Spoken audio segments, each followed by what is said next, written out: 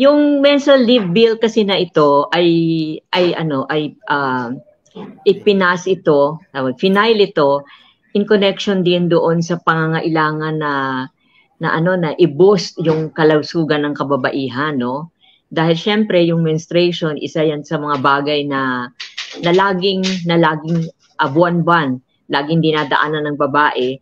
At maraming mga tinatawag sila na menstruation-related na symptoms. Ibig sabihin nito, like dysmenorrhea.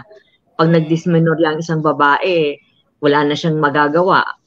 Ano na lang siya ay nakakulong na lang sa kanyang kwarto, nakahiga na lang siya dahil hindi naman siya makakakilos, no? So, paano kung may mga ganyang pangyayari para sa isang babae?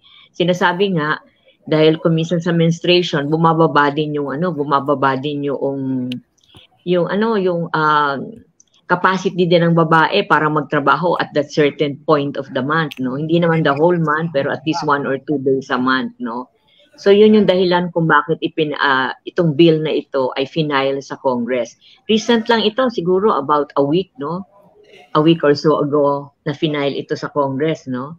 So basically, talagang pagbibigay pansin pa rin sa welfare ng kababaihan, pero at the same time pagbibigay ng pansin sa welfare ng kababaihan, at the same time na para maging mas productive, halimbawa sa isang